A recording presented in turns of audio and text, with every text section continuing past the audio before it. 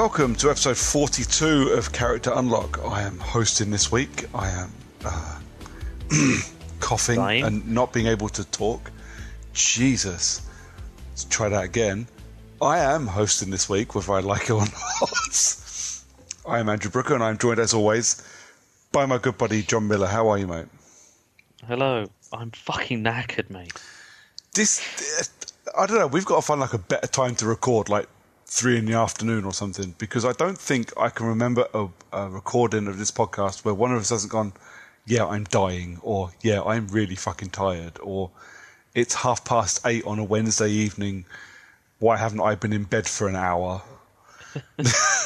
Clearly, we just need to go into your car and just like record on your phone or something. Yeah. And then at lunchtime. Just nip out to the car park and quickly chat about games. Yeah, I think that's going to have to be the plan.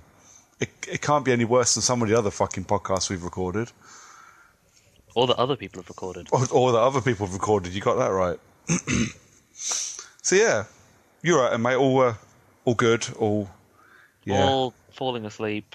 You know, if I make it to the end of this podcast, I'd be surprised. if you just hear snoring, right, it's not me. Well, yeah, it would not be the first time that someone has fallen. I've heard someone fall asleep on a podcast. Back in the old Failed Critics days, certain hosts who would snore their way through people talking about films. They shall remain nameless, Steve. Oh. We urge you. Yeah, it's been a couple of weeks. Not much has happened the last couple of weeks, but there's been there's like weird bits of news, and it's one of those things where I'm not really into talking about, you know, sales figures. Like Far Cry 5 sold like 5 million copies in 5 days or something. It doesn't generally interest me. Sales figures doesn't necessarily mean a good game. It means a well-marketed game. Yeah. But the longer, the better the sales figures are over an extended period of time. Yeah. I mean, something like Far Cry, it interests me a little bit, mainly because like Far Cry 4 sold 8 million copies in its life, and Far Cry 5 has done more than half of that in a week. Far Cry 5 is fucking awesome, though. Far Cry 5 is fucking awesome, and we will definitely talk about that later. But the bit of news that does kind of, I think, make it worth talking about is GTA 5. Now, GTA 5 is one of those games that, when did it come out? Like 2013. You know, every other week since the day it came out, it's been number one in sales charts. How we're 5 years later and people are still buying GTA 5 is fucking beyond me. 5 years later, GTA 5 is still hitting number one in the charts every so often. That's what I mean. I don't know who the fuck is buying these copies of GTA 5. Who still has yet to buy it? Well, I've bought it twice and never finished it. I'm not going to buy it again. I own it twice. However, it's possible I would ever own it more than twice if it was to come out on another platform. Yeah. Has it got a 4K-ness to it? Nope. No, I'm not. If it gets a 4K patch, I might consider picking it up on the Xbox. Well, with Red Dead Redemption 1 getting a Xbox One X enhancement, yeah. I wouldn't be surprised if they were to release an HDR texture. They might be working on it, Maybe. but they're just looking at it going, well, there's no point in us doing an Xbox One X enhanced without doing an HDR pack for PlayStation. Yeah. But all they need to do is just release the improved textures from the PC version. Yeah. The community built one. Just do an EA, basically. Yeah, they did a Burnout. And Star Wars The Force Unleashed. Yeah. Also, I think has I think the first one has. Not sure about the second one. But yeah, so GTA 5 has now more or less officially become the most profitable thing. Ever. Just literally like the most profitable entertainment title in history. I think you should just stick with thing. It's the most profitable thing. It's just world. the most profitable thing. It sold something like 90 million copies. Yep. 90 million copies. That is absolutely insane. And it's made something like, profit somewhere close to $6 billion. Yep. Which is also pretty fun. I mean, Rockstar don't need to do anything ever again now. Yeah, they've literally just they've sold more and made more profit on this than almost any best-selling or best critically acclaimed film ever. Well, if I was Rockstar, and as we all know, Rockstar is just a person, clearly. If I was the Rockstar, I would just never work again.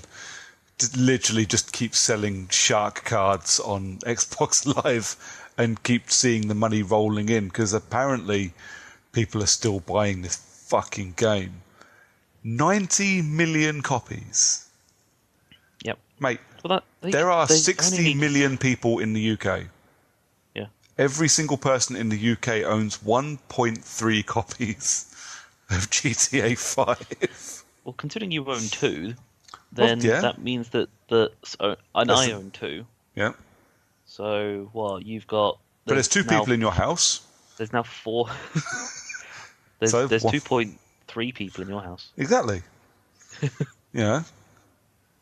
But between us, we've covered off 4 people not owning a copy. Yeah. Or something. It's absolutely mental. Absolutely mental. I mean, you say you finished GTA 5? Twice. Is it worth the amount of profit it's made? Is it worth becoming the... Is it deserved? GTA 5, no. GTA Online, however, on its own, if they were to release GTA Online as its own separate entity and just go, yeah, here's a GTA Online copy. It doesn't load GTA 5 at all. It loads you straight into the online. Yeah. And if the online fails, then you can't play it, obviously. It'll just load you back to the start and whatever. Okay. Yeah. That just proper come up with an error message saying no connection available and then doesn't load. So, because I've not played GTA Online, aside from maybe booting it up the week the game came out or the week the online started working. Yeah, I was going to say the week it came out didn't work. Yeah.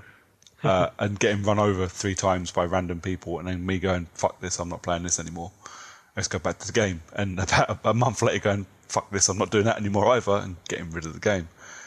Is it like PvP? Is it co-op? What is it? The GTA Online is PvPvE. Okay. It's just GTA. It's just a GTA game, except there's other people as well as the NPCs. It's still the same big open map. It's still the same content, more or less. There's no story. It's just you and 26 plus other people in an area, usually inside the city, trying to make money, invisible fun bucks, or rather than buying invisible fun bucks via shark cards. But there's a lot of stuff to do, and every week there's a new adversary mode, and there's expansions every so often, and depending on the expansion, some of them, like the Doomsday Heist, apparently brought GTA Online back to number 1 or something on the sales charts again. Yeah. So they do put effort into GTA Online. It's not just kind of there and chugging along all on its own.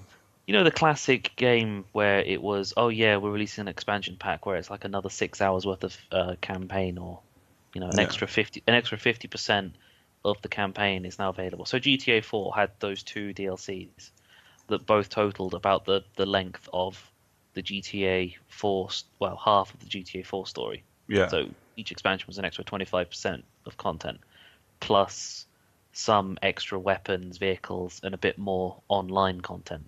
Okay. So if you had the Ballad of Gay Tony, you got a Buzzard, which is a little bird helicopter with machine guns and rockets on it. Okay. That was GTA 4. But GTA Online, because GTA 5 has no add-on content at all. Okay. They've added extra stuff for like a couple of extra vehicles, but that was early in the life of GTA Online, where people were still playing a bit of the single player. So some of the content that went onto the multiplayer was available to buy in game. So there was a couple of cars added across, some of the more flashy cars. But once you reach the end of the story, if you did it right, when you got to the end of the story and you played the stock market that's in the game right, you would have. I think at the moment one of my characters has got something in the region of like 200 billion or something in money, because by the end of the game you have a ridiculous amount of money, and you Yeah. can affect the stock market by doing a couple of missions where you buy stock in a company while it's really cheap, blow up a different company so the stock market flicks and you just get a like 300% profit. Fucking hell. Yeah. Fair enough. The stock market that was available in the multiplayer until people realized that buying stock affected the stock market, and people would literally go around the entire online and just go throw a load of money into this company, and they would organize it. Yeah. They would proper organize it online on like Reddit and stuff, and all kinds of news groups and all sorts. They would organize the Nice. buying of stock in a company. In-game stock shorting. I love it. Exactly. It's brilliant. People put a lot of time and effort into organizing the stock market so they would make more money, and then Rockstar just went, "Yeah, we're shutting this off, just completely. Just get rid of it. You can't connect to it anymore. Yeah. You've had your fun. You've ruined it for everyone else." If you're going to behave like children, it's going to treat you like children. But Interestingly, the stock market doesn't work on an online game where there's only so many people and they are just going to get together because, hang on a sec, we can all maximize profits by doing this. yeah. Versus the real life where people go, "Ooh, we can all maximize our profits by doing this," and then you get that one other person go, "Well, actually, if I do the opposite, when they all sell theirs, I get extra money." But in real life, if you do that, you get arrested. Insider trading. Yeah. Interestingly, Grand Theft Auto 5 went up from number 10 to number 8 on the sales chart this week. So, Awesome. yeah, still a top 10 game 5 years later. It'll never not be a top 10 game. I'm pretty sure, hasn't it sold more than like Call of Duty ever? One game sold more than it's the most profitable entertainment title of all time. 90 million fucking copies. Jesus. If everybody that's bought a copy of GTA could download this podcast, we'd be loaded. We'd be all right. 90 million people. Yeah. I don't know what the rate of pay is on YouTube for how many people need to watch a YouTube video before you actually start stuff happening. Well, if 90 million people do it, doesn't matter how low it is, we might even be okay. It's like 90 million people do it. If it's like a penny per user, per view. Yeah. That's pretty good. Yeah. Yeah, so. Even between us, that's still all right. Yeah. I think we need to move on. No. Let's talk about how we need to earn 90 million pennies. I don't want 90 million pennies. Well, I do want 90 million pennies. That's a lie. I definitely want 90 million pennies. Well, I tell you something, and this something that will get the money in. Not for us. Not ever for us. But for Ubisoft. There have been rumours for a little while that there's going to be a new Splinter Cell thing. And even better, that Michael Ironside was going to come back and be Sam Fisher. You know, the real bone of contention for everybody that played Blacklist, who refused to admit they liked Blacklist because Michael Ironside didn't play Sam Fisher. Who was Sam Fisher in Blacklist again, wasn't it? I've got no fucking idea. Oh. I don't know. I was going to say it was Keith Sutherland, but he was something else. Kiefer Sutherland was Snake, wasn't he? Yeah. Which actually, I think, the one cast change that could piss more people off than changing Michael Ironside. Eric Johnson played Sam Fisher.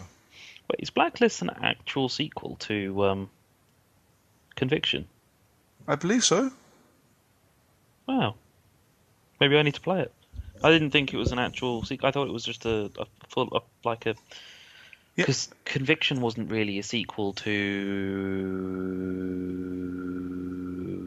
I can't remember the name of the more famous trilogy. Yeah. The Chaos Theory, Pandora Tomorrow, and the other one. Yeah. I know the one you Yeah, mean. Chaos Theory. Yeah, no, I'm pretty sure it was a direct sequel to Conviction. And no, Blacklist was really good. It dumbed down a lot of the mechanics but it ubified it, is what it did. Yeah. You know. But I really enjoyed Blacklist a lot. It gave you an option. Like there were 3 ways you could play.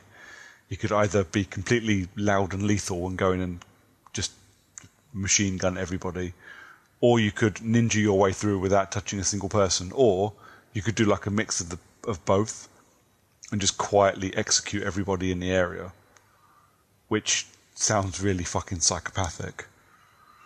But I really enjoyed it. It was a lot of fun. It did get quite tough towards the end, if I remember rightly. Yeah, no, I liked Blacklist. I'm not that. No, fan is the wrong word. I don't care that much about Splinter Cell. So when Michael Ironside didn't come back as Sam Fisher, it didn't really bother me, but it did bother a lot of people. Yeah.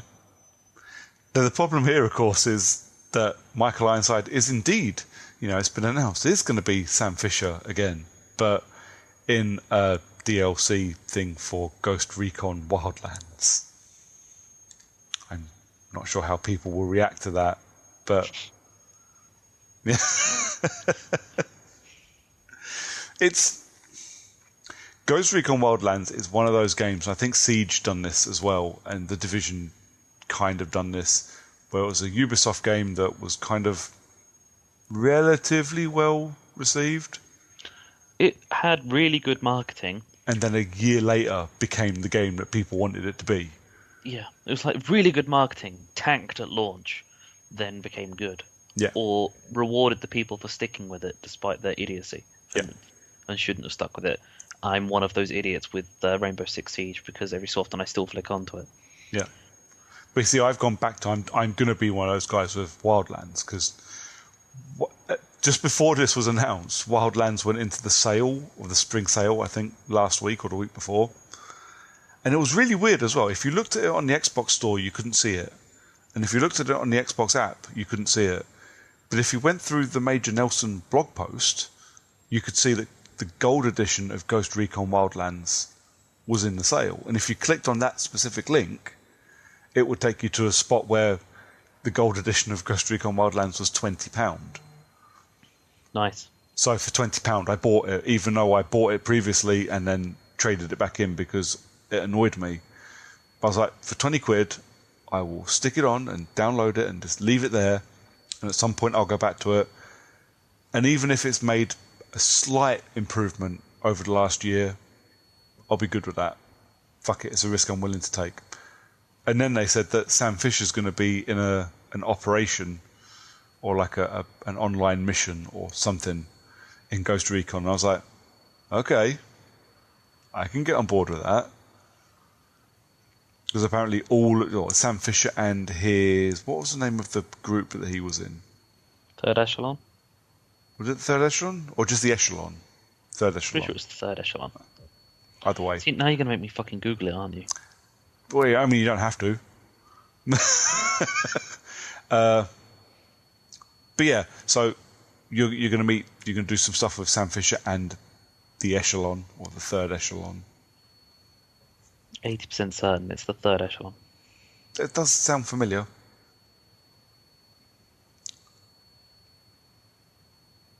But yeah, I think it's going to because it's Splinter Cell, obviously, it's going to kind of force you to play slow and stealthy, which is something that Ghost Recon has kind of come away from. Has it? Yeah. Well, you can definitely play Wildlands stealthy, but I know I tried to, but when I was playing Wildlands, I was playing with people who'd been playing it for about 18 hours longer than I had, so they ranked their stealth up by a fucking load, and mine was 0. Yeah. So me just crawling or lying down in the middle of nowhere with joining their game, Yeah. I could be lying down the middle of nowhere, no enemies nearby, and they'd get detected because of me. Yeah. Yeah, the thing with even as recently as like Future Soldier, you could go in and be loud about doing your mission, Everything. but it felt like you were going to be severely disadvantaged if you do that. Wildlands doesn't feel like that because it's taken on that open world, Ubi world. It kind of feels like if you like playing stealth, which I kind of do, it will work really well. But if you happen to raise an alarm, for the most part, it's not that big a deal. You'll be fine.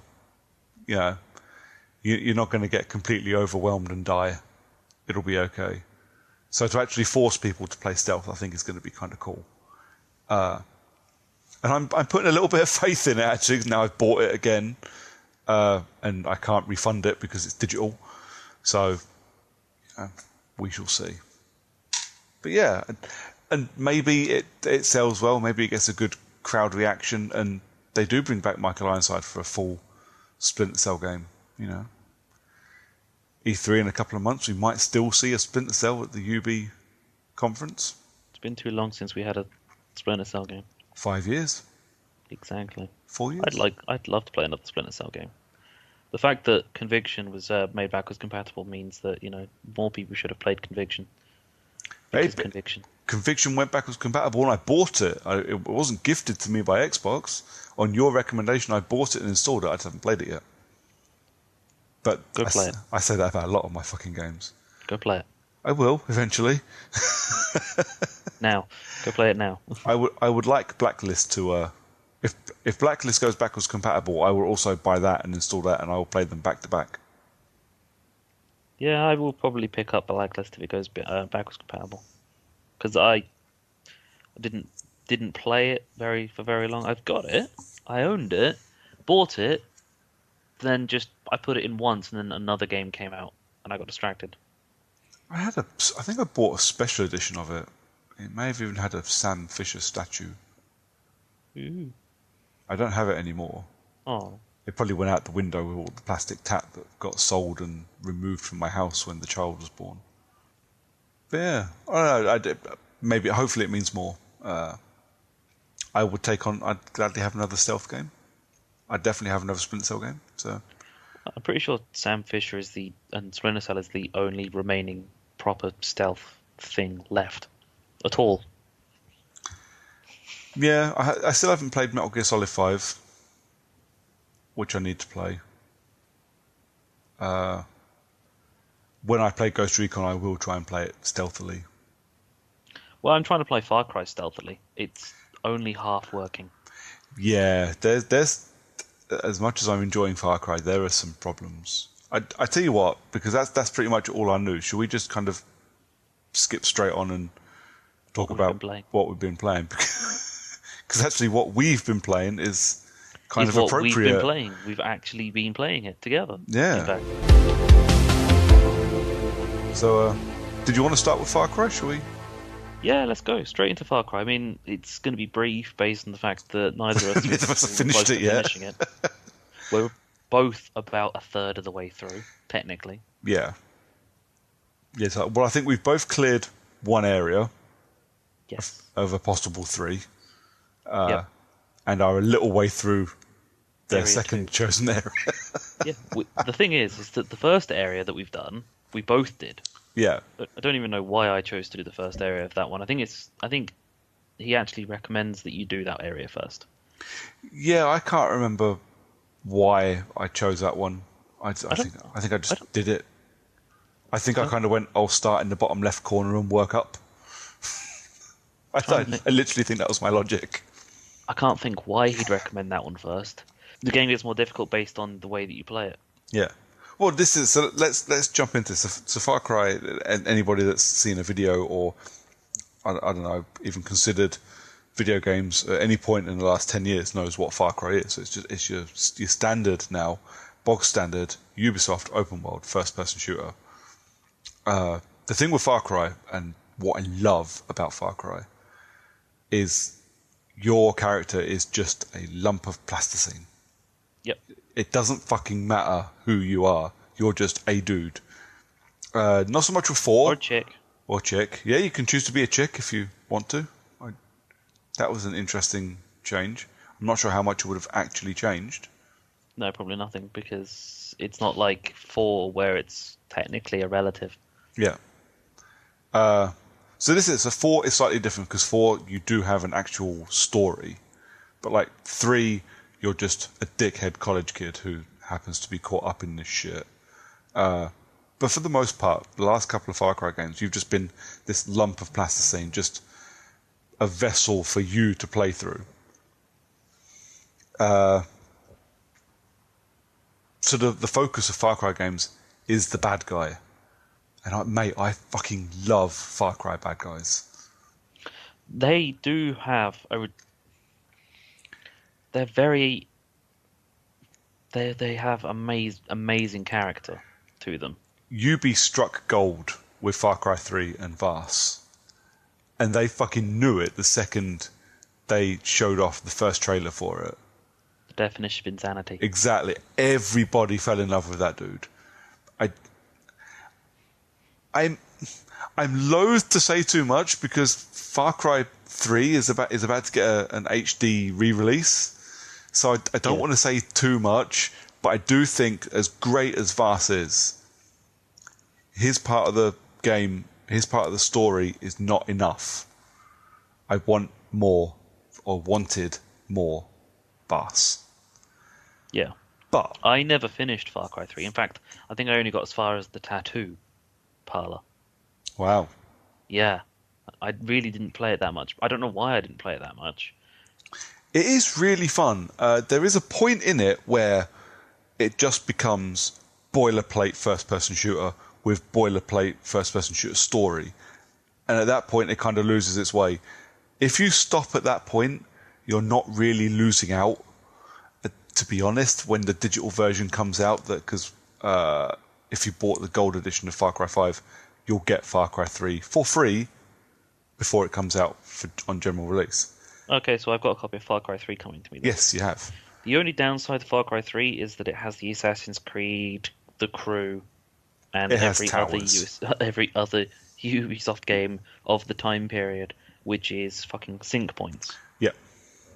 It has sync points, it has towers. It is a 5-year-old Ubisoft game. It's exactly what you expect it to be. So when it does turn up, and you'll know what I mean when I say when you finish the good part of the story, you just literally, you can get to that point and go, I don't need to finish this. There is literally nothing for you after that, except another 8 hours of game. Best part of Far Cry 3 was Blood Dragon. But yeah, we got Blood Dragon, and that's the only one where actually the protagonist is the best bit of the game. Because even Far Cry 2, I've forgotten his name. Is it the Jackal? Is it the Jackal? I want to say yeah. I think he's called the Jackal. He is a very cool character, and actually his character is quite fun because you don't quite know if he is or isn't the good guy. He's definitely the bad guy, but is he a good guy as well? Don't know. Might be. Maybe not. Then you got into Far Cry 4 and you had Pagan Min, who I really liked, but did feel like you be going, we fucking struck gold with Vars. Let's try this again. Let's try it again and double it. And while he was fun, he wasn't Vars. He wasn't Vars. Now we've got to Far Cry 5, and I have to admit, as much as the game isn't quite what Ubi threatened it to be, and when I say that, what I mean is they knew they were going to get a lot of flack, but also a lot of encouragement, and by that, a lot of sales, by making it look like they were going to be going up against Trump's America. Yeah. You're not. No. Not really. There are a couple of jokes and a couple of hints at Trump and that section of backwards society, but for the most part, it's just crazed Christians or crazed Bible bashers, because they're also very clever in it. They don't actually, certainly not as far as I've gotten, they don't actually mention Christianity, like, at all. There's the preacher who holds a Bible, but it's knocked out of his hand, and he's handed the Bible according to That's it. You see, the Christian Yeah. Bible, Catholic Bible, whatever Bible it is held by one of the good guys, Yeah. which is pretty telling all on its own, I think. But that's a level of getting into it that we probably need to leave until we both finish the game. But the Seed family. So you have Joseph Seed, I think. Yep. Yeah, Joseph Seed, who's the head honcho of this backwoods cult, and then his 3 siblings: John, Jacob, and Faith. But it's kind of open-ended whether or not Faith's actual sibling. Oh, okay. I haven't had any dealings with Faith yet. I literally haven't met her. I don't know anything about her, because the game, obviously, as you know, is split up into areas, and one area belongs to John, one to Jacob, one to Faith. Yeah. And the island in the middle with Dusty. Yeah, Dutch. I think it's actually Dutch. Yeah, sorry. It's actually in his house safe room. There's a map, and in each section of the map of who runs that section, there's a document to read for each one. Okay. And I think it's actually in there that if you read them all, it mentions that I think he writes down that doesn't know if Faith's his actual sister or not. Yeah.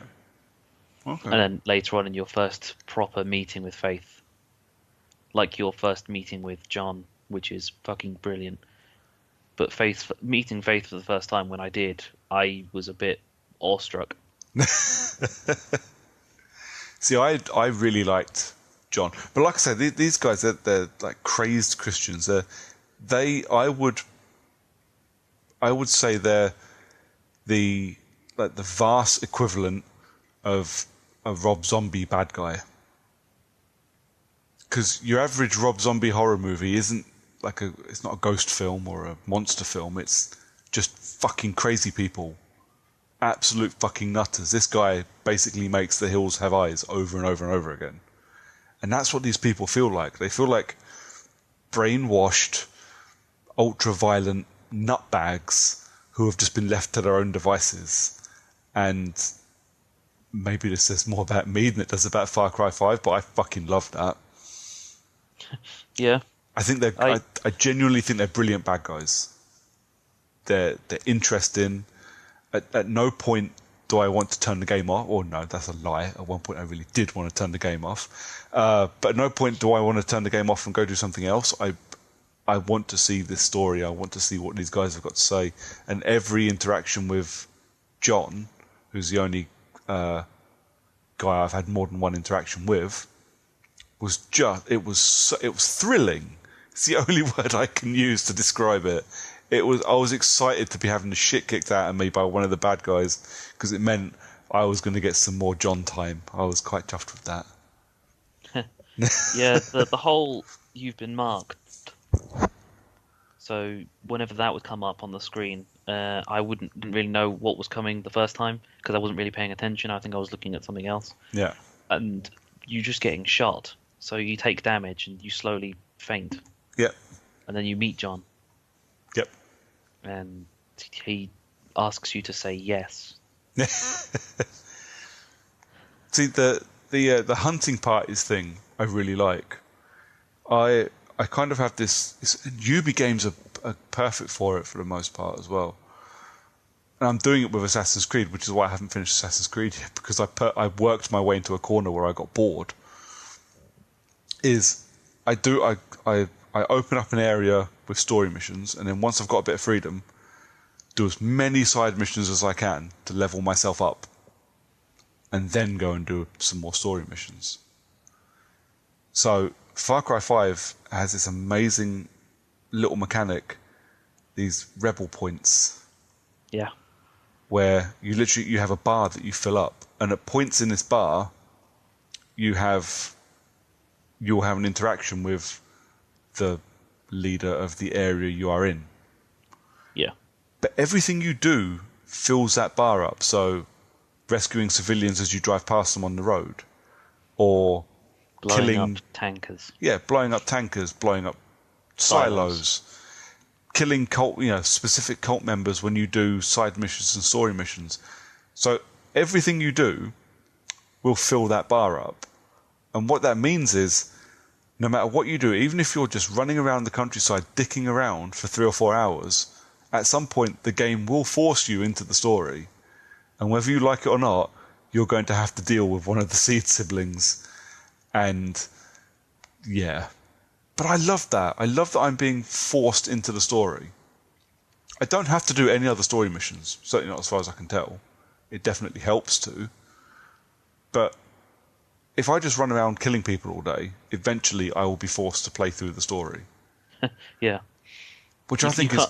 You can't have just fun. You have to at least play the game a little bit. Yeah.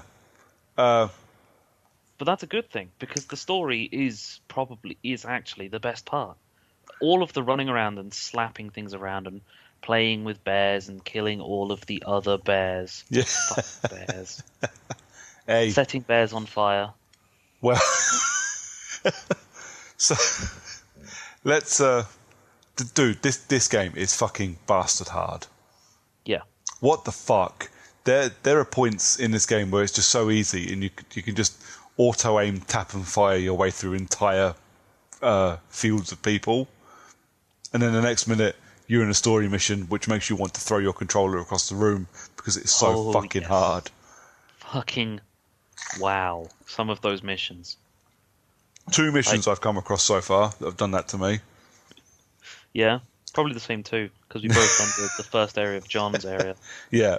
So the let's say final-ish mission for the early part of the story. Inside the old missile silo. Yeah, which was just a lot of... Literally, by the time I got to the end, it was just me running around, spraying and praying, and hoping I can find medkits quick enough to keep me alive, because fucking hell was that tough. Yeah, a corridor shooter, because that's basically what it was just a constant waves of enemies wearing armor with M60s. Yeah. Fucking hell. But it's absolutely mental, and the difficulty curve, literally, because everything up to that point has been really easy. So you walk through that entire mission, just pop, pop, pop, pop, pop, through everything.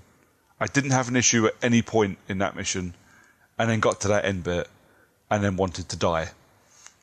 I couldn't do it. The worst part is, I think it's because you can't take your allies in there. For some reason, they don't follow you. No. And then you can't call them in. So I'm trying to do a section where at no point, had I actually been on my own, technically. I'd always had someone there. Some random fucker with a gun watching my back. Yeah. The one time when I actually felt like I needed it, I don't fucking have it. You say that. So the only other mission I had an issue with, it was set a load of explosives and now protect an area for 4 minutes. It was just a shitty timed countdown mission. World's longest 4 minutes. Yeah. Well, I tell you what, I did come very close to lobbing my controller at the telly. Like, your £100 controller, my 120 £800 TV. You know, that fucking mission nearly cost me close to £1,000. Yeah, it's weird because like protecting things and running around killing things for 4 minutes should be easy, but there's something about that particular mission that again was just so fucking hard, and I think I failed that maybe 6 or 7 times before I went, you know what, I need A, more allies, and B, the ability to use more than one ally at a time. So I had to go and grind out the ability to do a bog standard story mission. Yep. But I got Cheeseburger. Yeah, Cheeseburger. Cheeseburger is a bear that you can call in as an ally, and that dude fucks up everything. What are Cheeseburger's abilities? Because the special allies get 2 right from the start. The 3 bonus ones that you get take 12 kills to unlock. Yeah. What does he do? Oh, he draws fire. It makes sense. It's a fucking bear. Yeah, and kills people. Nice. Yeah, that's pretty much it. But I think that's the thing. I think that's what got me through in the end was the fact that he was drawing fire. Because fuck me, there's so many people in that mission trying to kill you, and there's only one of me. You know what? That mission, of the 15 times that I failed it, not once was it because of them disarming the bombs. No. Not once. There's 6 bombs to stop them from disarming. Not once did they manage to do that. I managed to at one point I managed to get the timer down to below 20 seconds, and then one of them started disarming it, and it was like a 30-second countdown for that. So I was like, "Fuck it, I'm gonna stay over here because am I fucked trying to run over there and get myself killed?" Yeah. I then did get killed by some random stray fucking bullets just out of nowhere. Some guy just went, "He's over there," and just fucking killing me. I was like, "Thanks, thanks, game, well done." My favourite one, and this is the one that did nearly make me throw my controller, was I was down to about 45 seconds, and I just killed 4 people, didn't have time to reload, so instead of reloading, I tapped Y to change weapon, forgetting that I'd previously gone from submachine gun to rocket launcher, fired an RPG at a wall right in front of me and killed myself. Nice. That made the rage. You've never seen anything like it. I thought my head was going to explode. At the moment, my personal favourite combo, because I did unlock the leadership ability quite early, because I saw it and was like, yeah, that's going to come in handy having 2 people. Let's have Boomer, because Boomer will detect all of the fucking enemies. Yeah. Just all of them. It's like, that's it. That's all I needed him for. Don't need him to attack anything. Just show me where they all are. Because am I fucked trying to find them manually or just them finding me? Yeah. And to have Nick in his airplane, because it really helped with that one, because I was inside and there was loads of fucking enemies outside, and then all of a sudden they just disappeared. They were just screaming as they all died because he just decided to do a strafing run and just all of them. Just 15 enemies just at once. Yeah.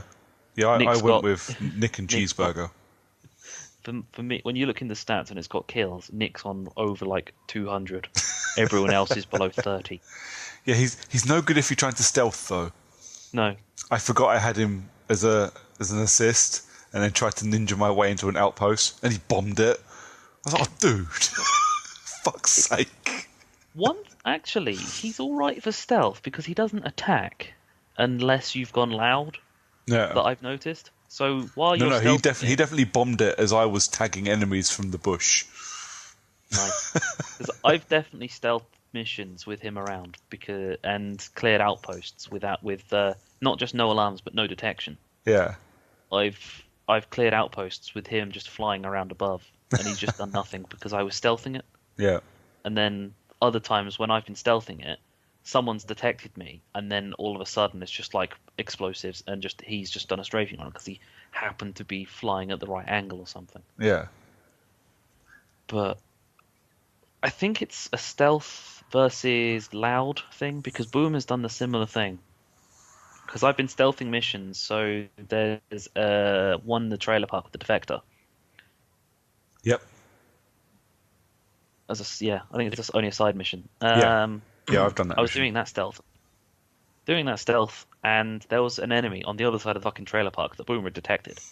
And I was like, am I fucked? Am I walking all the way over there? So I just pressed the button to send him after it. Yeah. And Boomer just walked so far forward and then just stopped. And I was like, come on, go kill. And in the end, I ended up walking all the way over there, shot him once, and then Boomer attacked him. Yeah. I was like, okay, so it really is just if I'm stealthing it, they don't attack. They just don't care. They're trying to make sure I'm stealthy. See, I found a really weird issue with the stealth in this game as well. I will go, as I do with most games, if I have the option, I will try and silently clear everything. So I've gone in armed with my rifle with a silencer, and a bow and arrow, and a submachine gun with a silencer, and my pistol without, but that's for emergencies. And literally, by kill number 3, the alarms are going off, and it's turned into a full-scale firefight. Luckily, this game isn't one of those that you put a silencer on and it ruins the ability to do anything at range. or Yeah. ruins your damage numbers. You can still do some damage even though you've got a silencer on. So I don't think it affects the damage at all, or range, no, but most games or do. the bullet drop, which is great for the 50 cal with the sniper rifle. Yeah, but but most games will when you put a silencer on, it usually ruins the damage is usually the worst one. Usually takes damage down, and it doesn't do that here. So that's not it's not too bad. But still, I'm like, motherfucker, it's taking me 20 minutes to scope you all out and kill 3 people, and now some dude on the other side of the map has decided that he's going to attack me. Fuck you. Oh yeah, the number of times when I've scoped in on someone with the 50 cal who's on the roof of a building, nowhere near anyone, and Yeah. I put a bullet through his fucking face, and then everyone around me just goes, "There's someone attacking." It's like, Yeah. but Where'd I come from? Who's shooting? you don't know these things. Yeah. It's a silenced gun. He's nowhere near any of you. On a roof, you can't see him. Yeah. Stop it. But yeah, I don't have many complaints about Far Cry though. The insane difficulty spikes and the inability to do anything in actual stealth is probably about it. Oh, and the weird bug where I can't clear a story mission. Yeah, that's a problem. Well, I'd done some research as well. So I googled such and such story mission still showing. Loads of people. You do a story mission at a church, and that's it, done. But the story mission icon is still showing there. Nice. And there's nothing you can do about it. And until Ubisoft patch it, I'm going to be showing at like 51 of 52 missions in that area.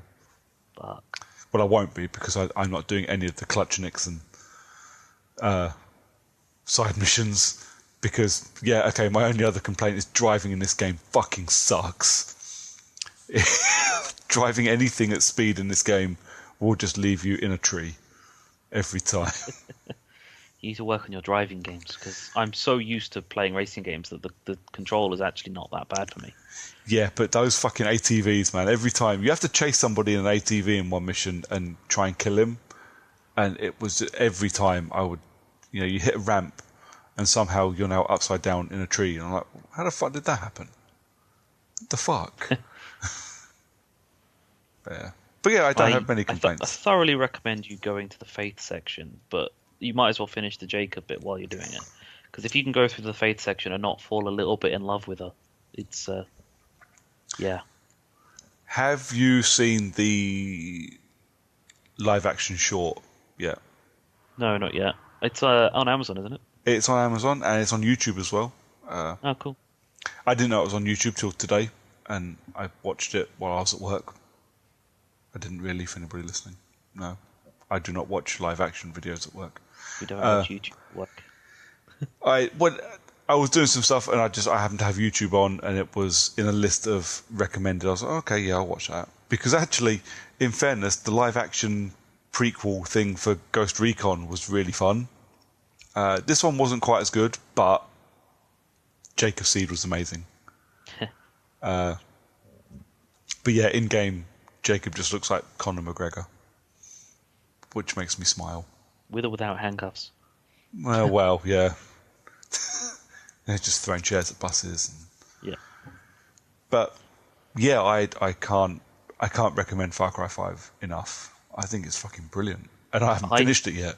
It's gonna take the game to take a really bad nosedive towards the end, or something unreasonably spectacular for it to knock it off my Game of the Year list. Yeah, is it on my? Yeah, what are we on?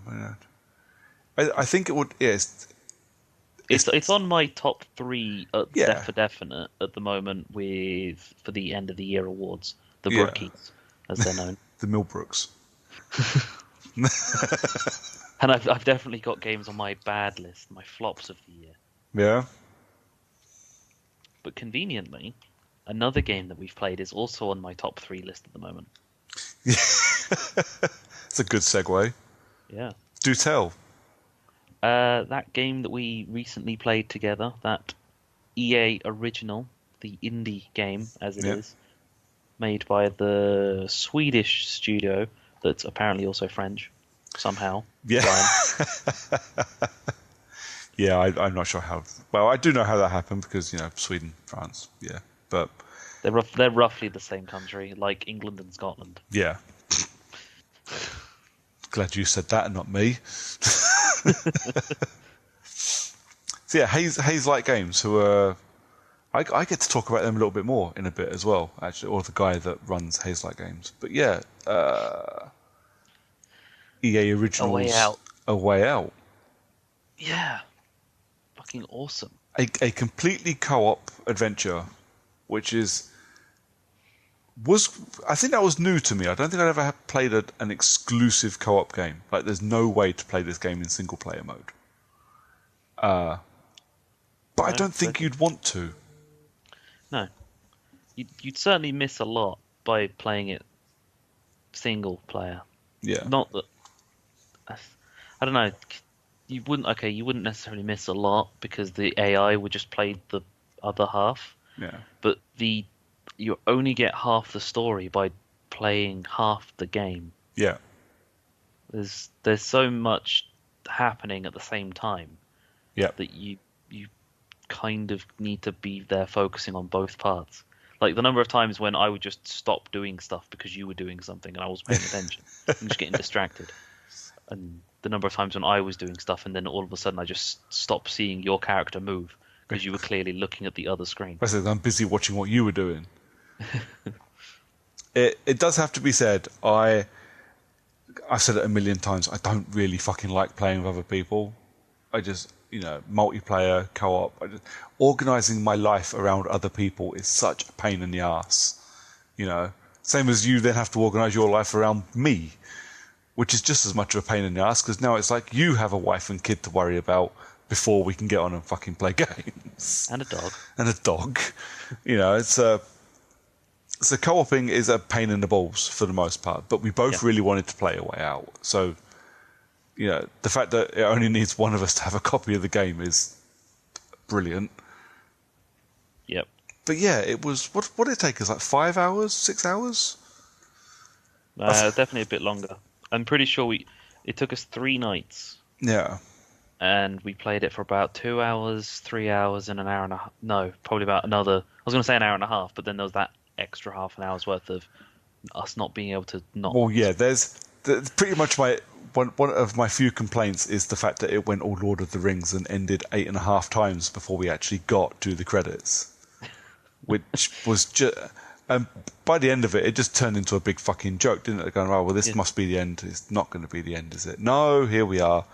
More fucking story. Felt really sorry for Maya with the fact that you gave her your phone to take a picture so you could add it to your list of games you completed, and then it was like another 45 minutes. Even she's looking at me going, "Oh, for fuck's sake, just come on!"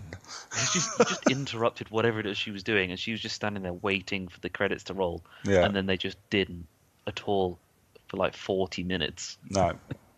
Yeah, what a fucking ridiculous amount of extra story, post-game bullshit. But the actual game was brilliant. It's been a while since I've played a proper puzzler. Yeah, it's weird though, isn't it? So the basic premise of A Way Out is you play one of 2 guys, and your co-op partner plays the other one. Vincent and Leo. Yes, I think. Sure it's Leo. Both hilarious stereotypes of New Jersey criminals. Yep, one with a mustache. One with a mustache. Another one with a massive nose. Another one with a massive nose and insane sideburns. Oh, those sideburns were no, awesome. They were not awesome. Those sideburns were fucking upsetting, is what they were. And you had to play with them. Yeah.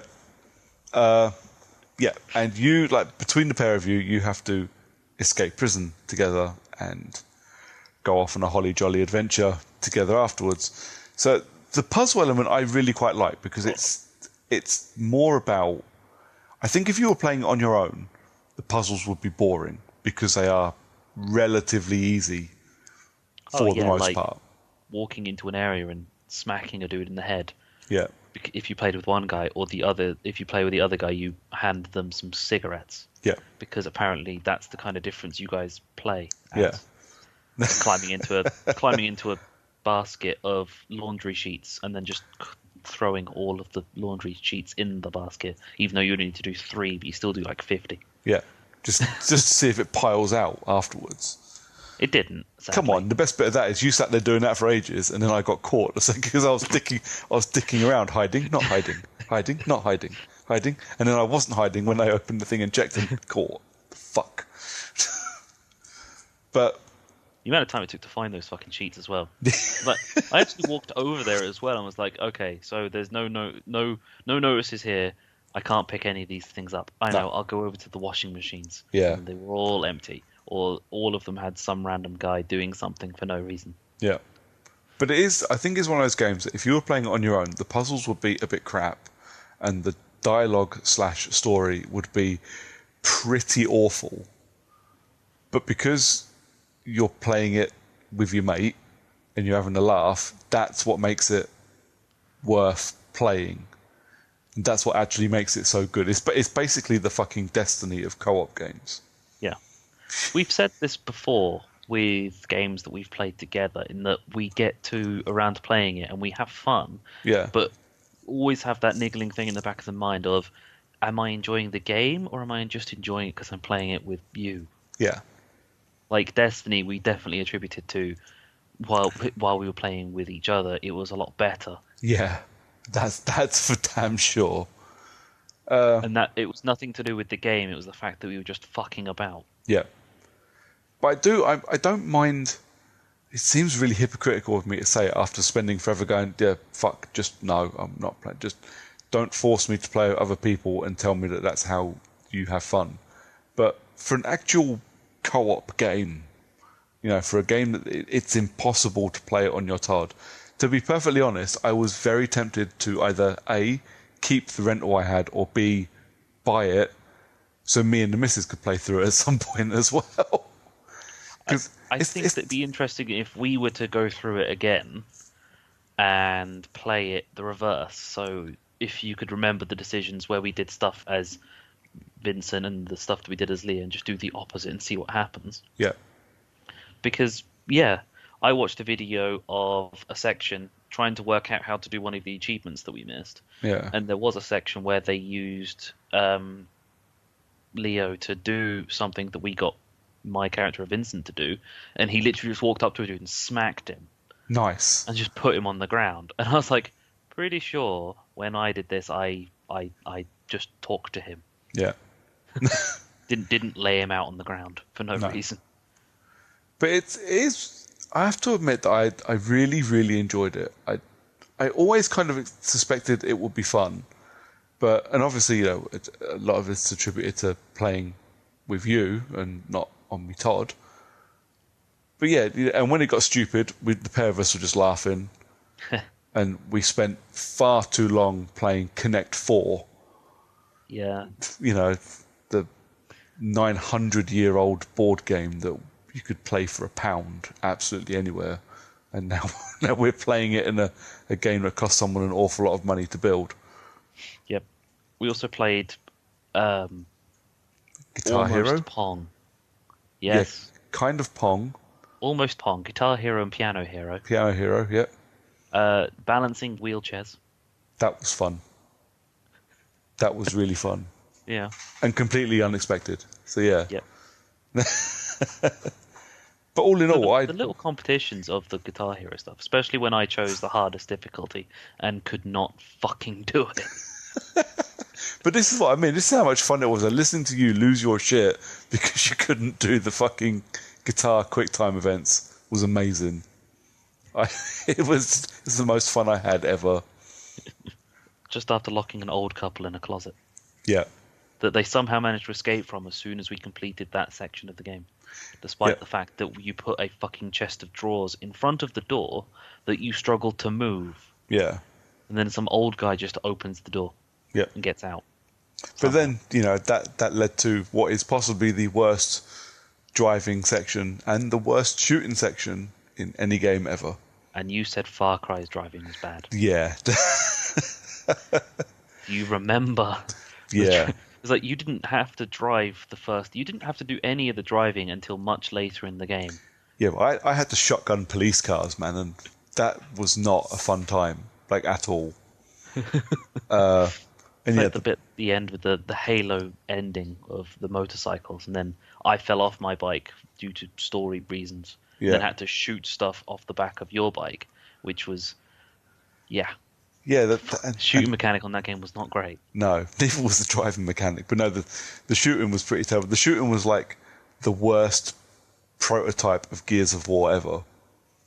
But it was they let you choose your guns, and they gave you free reign of an area where you could do all kinds of awesome stuff, shooting bottles and buildings, and Yeah, one of you could throw bottles, and then the other guy shoots them while they're in the air. yeah, Purposefully trying to get it so that you would be able to shoot moving targets, because later on in the game there were moving targets. yeah. Did we hit any of the bottles? No. No. Did we? Fuck. Did I hit the moving target? No. I waited till it stopped moving and then I shot it. So yeah, it was. But this is what I mean. It's a You pretty. shot it while I was still standing next to it, and it was fucking explosive. That's what I mean. Though the game was like the mechanics are so crap and the puzzles are ridiculous, but playing it with your mate was so funny. Yeah. And yeah, Totally worth the price of admission, which for me wasn't actually any money. But it was my month's rental with Boomerang. So yeah, like 12 quid. To be fair, if I'd have paid £25 for that, I would not have been sad. Like, not at all. I got 25 quid's worth of entertainment out of it and could easily go back and play it again. Oh yeah, I would definitely play it again with you. Probably no one else. But Maybe yeah. Lee, if he was listening. Yeah. And desired it. Because Lee actually wants me to play Titanfall with him at some point. Wow. Yeah. It's almost a blast from the past. Titanfall 1? No, Titanfall 2, I think. Because he asked me if we could play it, and I said I was busy that weekend. Yeah. Because it was over Easter. And I said, at some point, I will definitely play with you. You just need to let me know. Yeah. Sorry, Lee, if we haven't played it yet. Yeah. It's alright, we all own it. Give us a shout, I'll come play with you. Yay. Be a laugh. Is that all of A Way Out, do you reckon? Yeah, I think we found a way out of this one, and Yeah. Oh God. the cheesy grin on my face right now because of that. Yeah, and the grimace on my face. Oh. Brooks, what did you play this time without me, but was still for some reason a co-op game on your own? Well, yeah. Okay, so I did need, after a particular mission on Far Cry, I did kind of need to go, right, just get away, just for a couple of hours. I want to play games, but fuck me, that made me so angry. I just need to have a break. And somebody, I don't know who it was, it might have been in a review I read or something, mentioned that the guy that made, or the guy that directed A Way Out is also the guy that directed like an adventure game called, what I say called, everybody knows it, like I'm building up a surprise. He made Brothers, A Tale of Two Sons. A game that I'd never played. I think at one point, I don't know how I ended up with this, but I had a digital code for an Xbox One and Xbox 360 copy of Brothers, A Tale of Two Sons, and I binned it because I had no fucking interest. But I thought I'd give it a butcher's, just because guy that made A Way Out, so I enjoyed A Way Out, so maybe I'll enjoy Brothers. It's a co-op game in as much as basically my hands were two different, completely individual people that I had no control over. Because, holy hell. So, the Brothers, A Tale of Two Sons it's an adventure game where you play as two brothers. Funny that. And you have to control these two brothers going through various worlds and various puzzles to get to the Tree of Life to save their dying dad.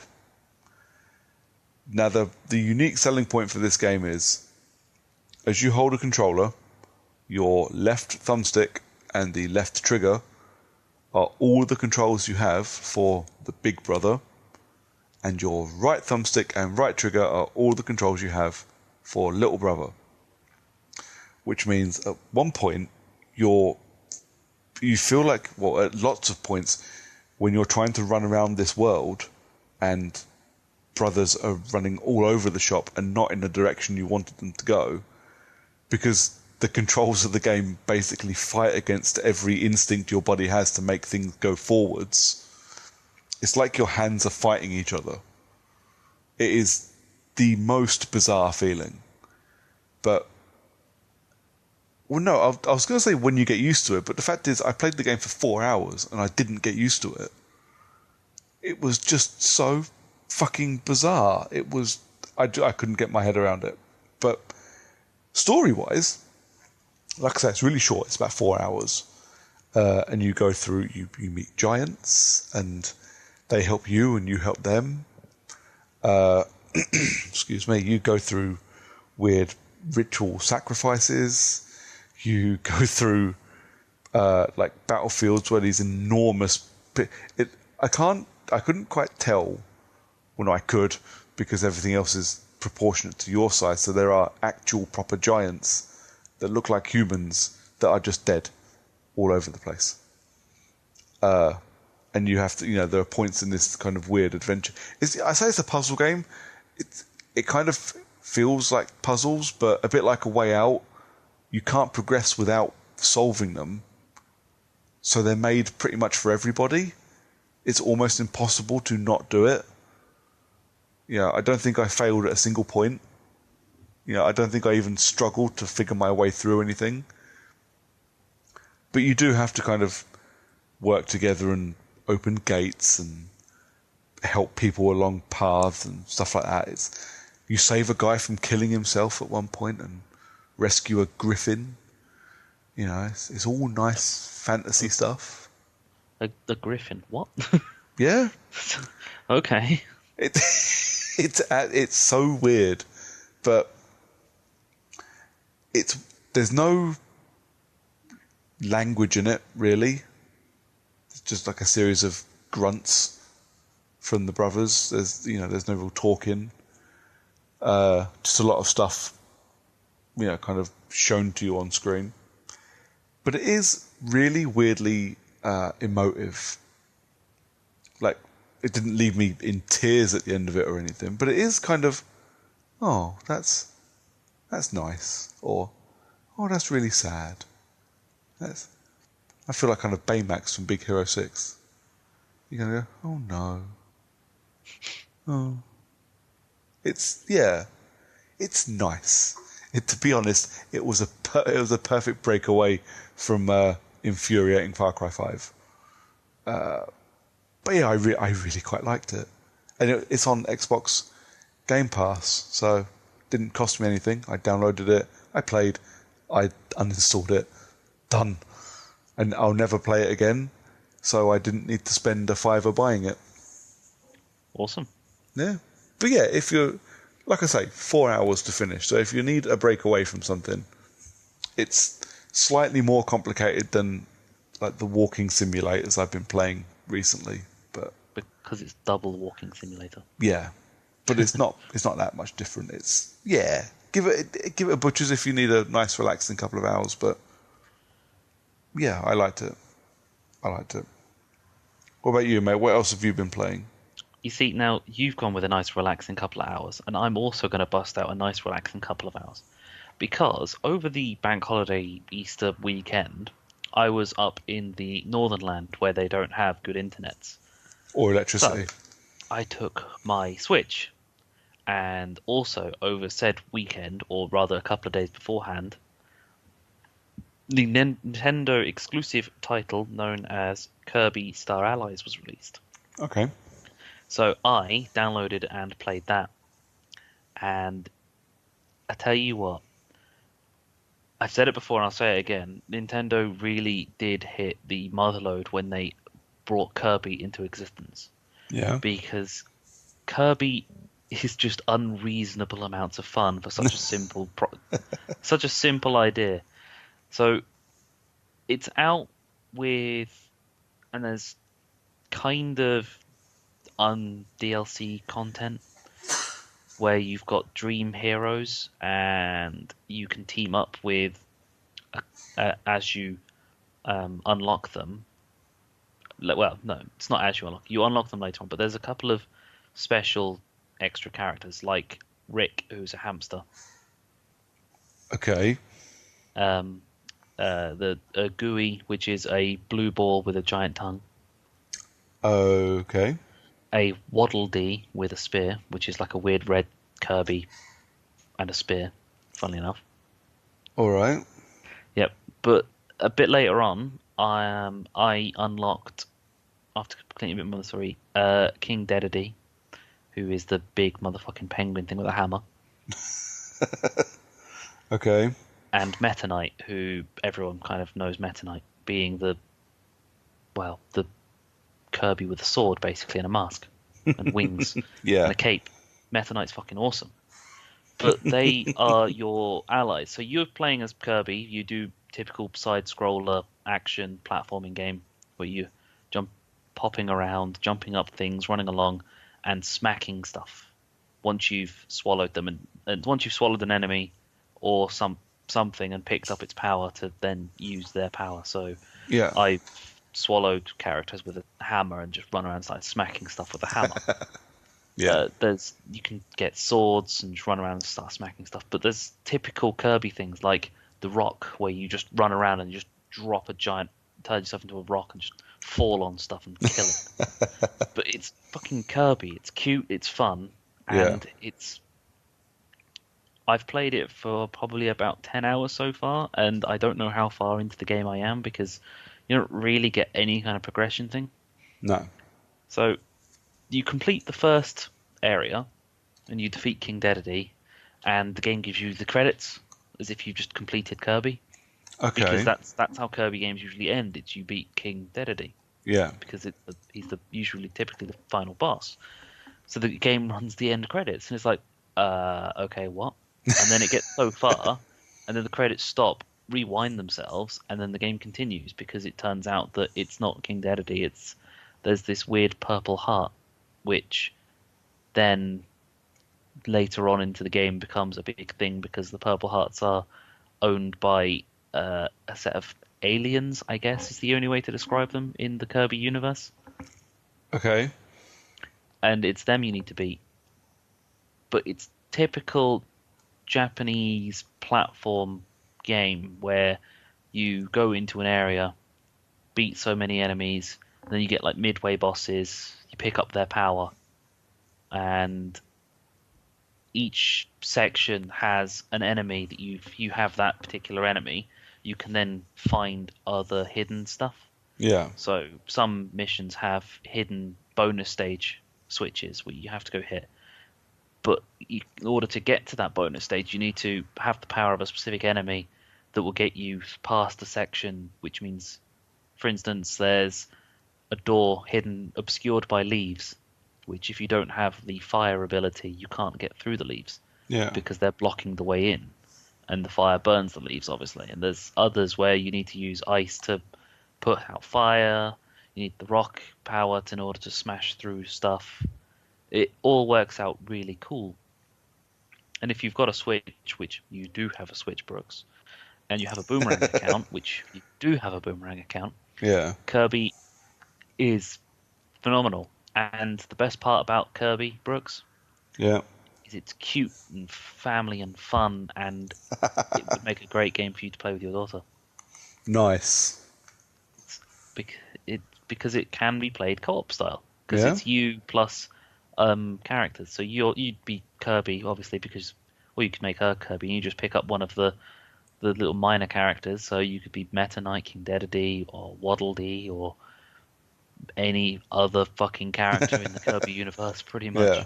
You decide to be the friend, or you could just swap and change the friend characters because you kind of need to use multiple different friend characters. Some are much better than others, and others are not necessary. You can also bonus power weapons. So with Meta Knight's sword, if you've got plasma or fire or water powers with Kirby, or a person on your team who has those powers, and you've got a sword or a hammer or something, you can then add that power so it becomes a flaming hammer. Nice. Yeah, there's nothing quite like running around with a big flaming hammer and smacking stuff. Do I want to introduce my child to the idea of a flaming hammer? Yes. Yes, I do. 100% yes.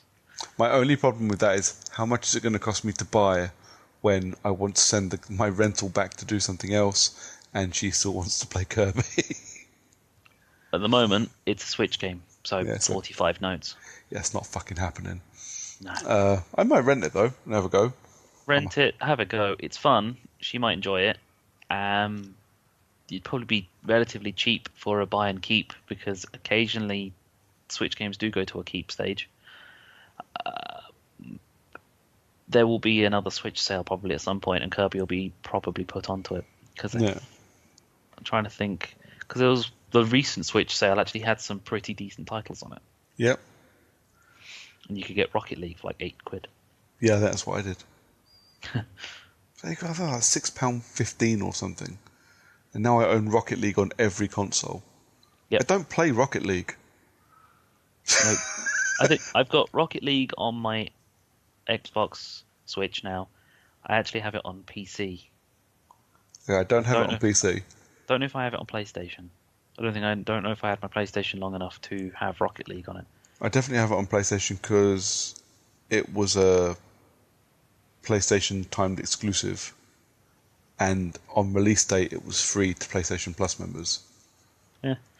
Which is bizarre. I guess they just didn't think it was going to sell, because obviously it's the sequel to supersonic rocket-powered acrobatic battle cars.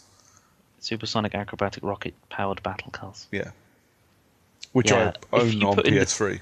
If you put in the Konami code into the title screen of Rocket League, it actually changes it to supersonic acrobatic rocket-powered battle cars. Nice. I did not know that.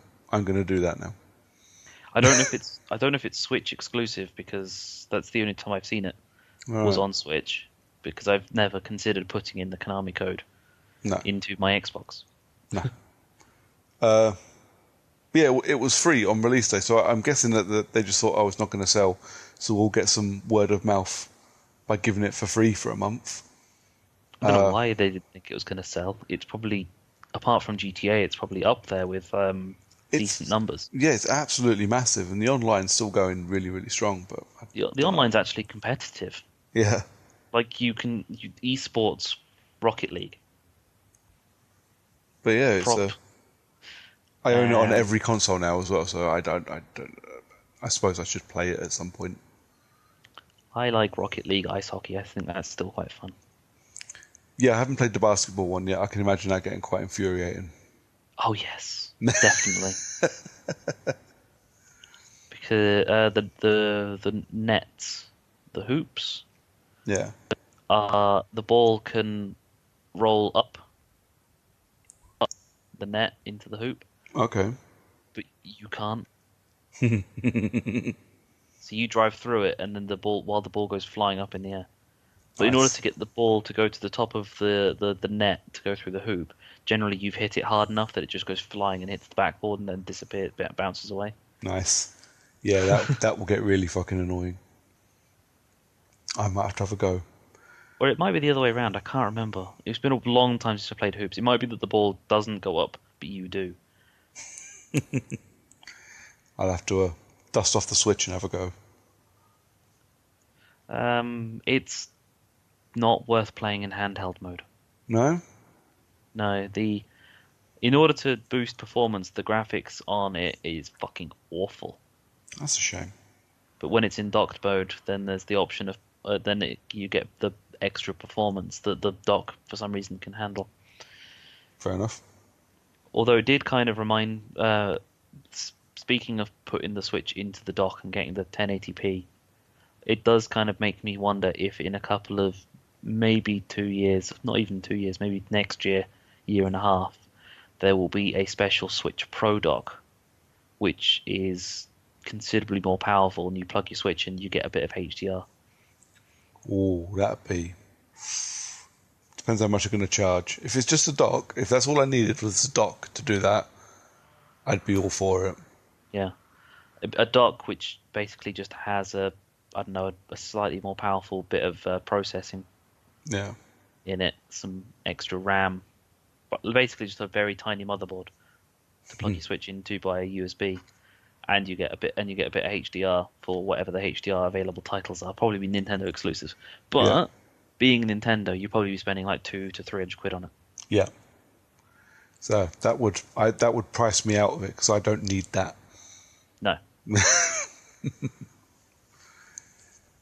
But in theory, that's all they need to do with the Switch.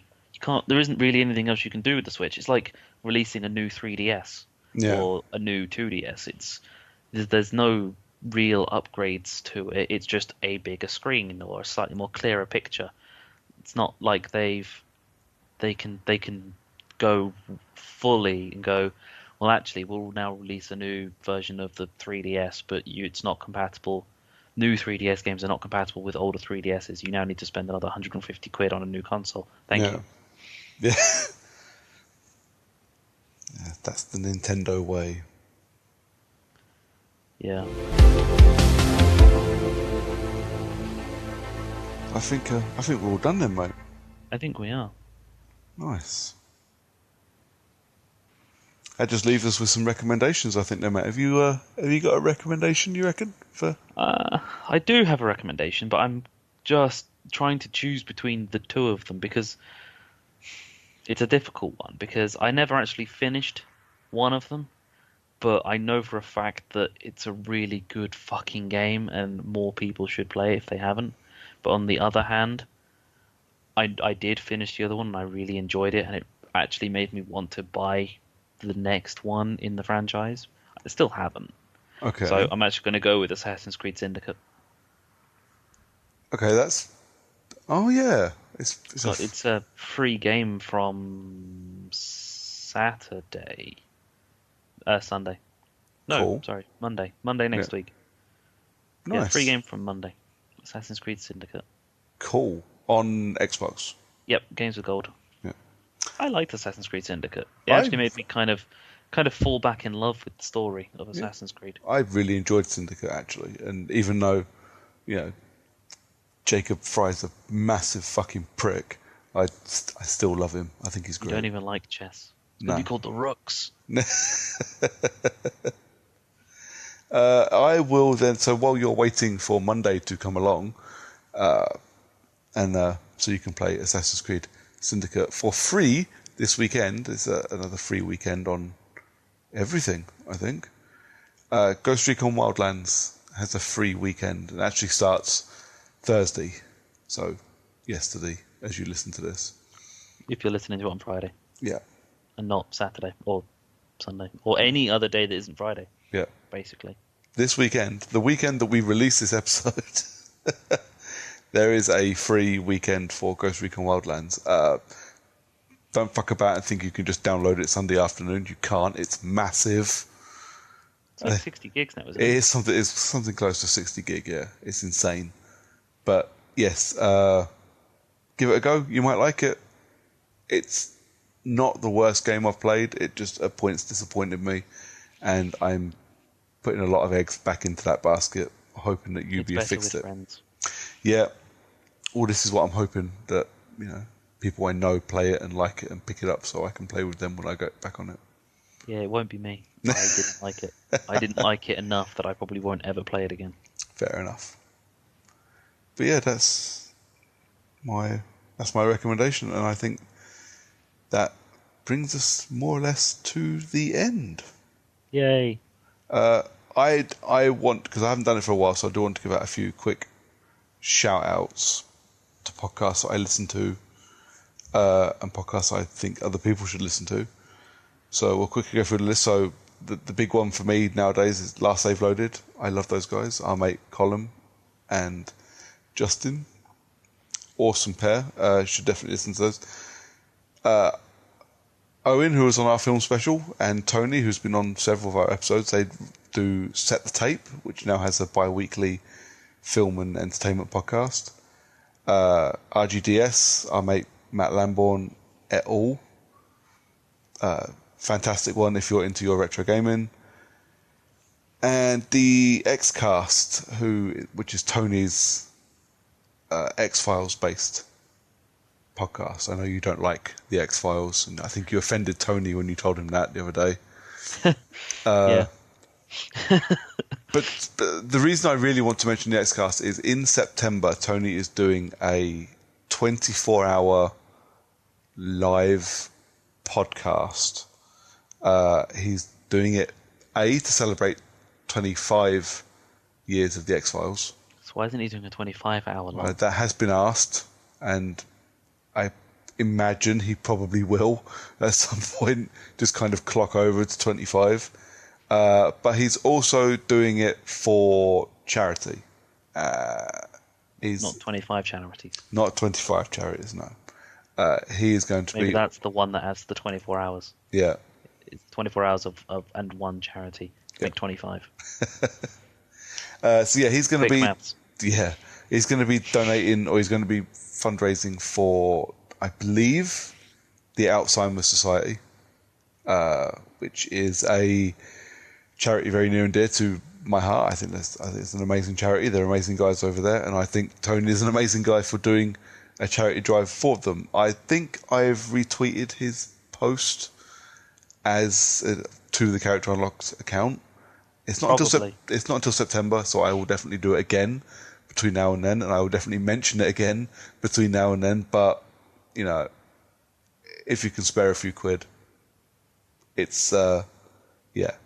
The if you can't spare a few quid, do it anyway. Yeah, it's the Alzheimer's Society. It's a worthy cause. And now that I've done my little begging bit, and by proxy Tony has done his little begging bit, I think we're going to call it a night, mate. Probably should point out that tomorrow, according to the day that this is released, we're going to be busy doing stuff. Yeah, I completely forgot that. It's not like we were talking about it today, trying to plan the day or anything. Exactly. Okay, yeah, so today, as the episode goes out, so that will be Friday. So Friday, Saturday, Sunday this weekend is EGX Rezzed down in London. Down in the docks. Yeah. Which, for the most part, in previous years, has always been all about the indie games. And then over the last couple of years, it's kind of gotten a bit bigger. And then this year, it looks like it's just about indie games again. So I'm not entirely sure what to expect, but we're going down anyway. I'm going there because I found out that Nindies are going to be there, and Nintendo indie games is going to be fucking awesome.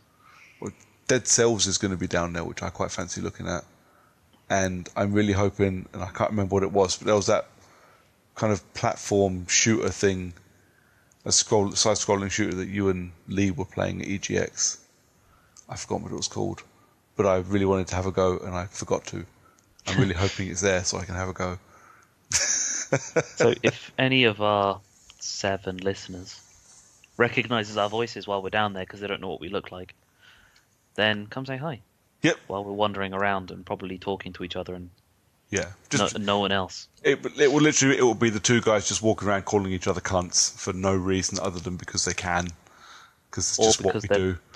They're playing a game on their Switches, and you're calling me a cunt for beating you again. Well, yeah. Well, if we're playing racing games, it's going to fucking happen. That's the only games we own are racing games. Which doesn't say much about me, considering I fucking hate racing games. It's like, I hate fighting games, and yet on my list of top games this year is fucking UFC 3. Well, yeah, yeah, I don't know how to...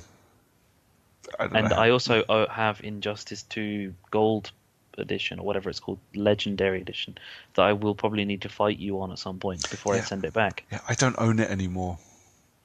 How do you not own it anymore? Well, I bought it, and I'll briefly, I bought the game. I didn't buy it for me. I bought it for Nikita, because Nikita loves Injustice, and she loves being Batman and beating me up as Batman, and Catwoman, and Harley Quinn, etc., etc., etc. So I spent $49.99 on this fucking game, and she proceeded to spend 2 weeks of the Easter holidays, pissing me off. Ah, so you refunded it. So I refunded it. Nice. Good plan. Pick it up on Boomerang at some point. Yeah, this is the thing. At some point... To be fair, you have Injustice 2 anyway. I do not. Pretty sure. You don't? No. How do you... I rented I Injustice 2 and bought Prey because they both came out the same week and I could only afford to pick up one of them. I still own Prey and have not finished it and wish I'd bought Injustice 2. I remember, because you finished the story of Injustice 2. Yeah. So I guess I'll just finish the story of Injustice 2, seeing as I didn't, because I only got it on the trial basis, which only included up to the Black Canary Green Arrow sections, which I was quite happy with because I love Green Arrow. So I will definitely pick it up because I enjoy it and I wouldn't mind playing the story again. But when I can buy the Legendary Edition for 25 quid from Game, that's when I will own it. I'll let you know how much it is for me to keep it when I can be bothered to open up Boomerang. Yeah. I sat there, mate, and I went, you know what? I've spent 45 quid on this, and an hour later, you're pissing me off. No. It's like, fuck you, child. It wasn't far off. I'll be perfectly honest. I was just fuck no. You know, I literally said, you're not playing on my fucking console. You're not being this badly behaved. You don't have your own console that I can take away from you, so I will take my console away from you. And I just got rid of it, which does make me a bit sad. But and the problem was I bought it on a digital card from CD Key, so I got for like 44 quid. So instead of getting my money back, I've now just got 45 or 50 pounds sitting on my Xbox account, which I'm hoping a good sale gives me something to buy before I spend it all on Ubisoft microtransactions or Madden Ultimate Team cards. Yeah. That's probably the worst one. Yeah. Until the next time, mate, where can people find you? People can find me on Twitter as the John_TU and on Xbox Live as Long Dong Silver. Cool. And people can find me on Twitter at Brooker411.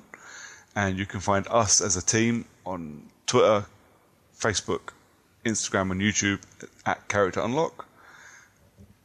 Or you can find us on all your favourite podcast catching apps and things, and at characterunlock.com, where I have a thing written for it. I just haven't published it yet. You can literally find us on Saturday in London. Yeah, EGX Rezzed. Just come and find the two most ridiculous looking, out of place looking dudes at EGX, and that will probably be us. But yeah, until then, I think we're all done, mate. So say goodnight, John. Good night, John. Good night, John.